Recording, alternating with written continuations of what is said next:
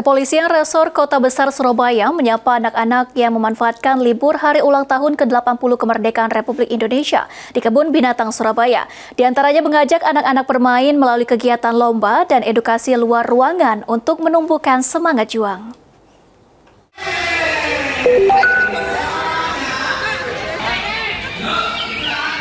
Aparat Kepolisian Resor Kota Besar Polrestabes Surabaya berbagi semangat juang bersama anak-anak yang sedang berkunjung di Kebun Binatang Surabaya saat memanfaatkan libur hari ulang tahun ke-80 kemerdekaan Republik Indonesia Senin 18 Agustus. Di antaranya dengan mengajak bergembira melalui perlombaan 17-an dan kegiatan edukasi luar ruangan outbound. Khususnya dalam kegiatan outbound, polisi mengajak anak-anak melintasi rintangan yang disusun di antara dua unit kendaraan taktis rantis, yakni mobil tambora dan truk dengan menggunakan alat bantu tali dan tangga. Anak-anak yang penasaran ingin menaiki mobil tambora dan truk rantis polisi pun langsung tertantang adrenalinnya untuk melewati rintangan tersebut.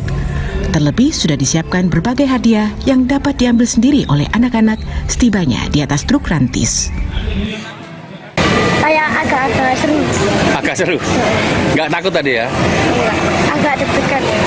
Keterampilan dan kemampuan outbound ini untuk menumbuhkan keberanian. Jadi anak-anak ini kan ada mempunyai memori yang panjang, sehingga diharapkan di masa mendatang mereka bisa menjadi generasi muda, generasi penerus bangsa yang produktif dan bisa menumbuh kemajuan bangsa dan negara.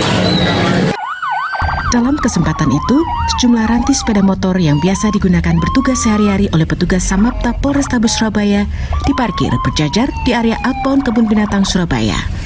Anak-anak yang penasaran dipersilakan menaikinya dan diperbolehkan memencet tombol lampu maupun sirene polisi yang tersedia di rantis sepeda motor tersebut. Dari Surabaya, Jawa Timur, Hanif Rasulullah, Kantor Berita Antara, mewartakan.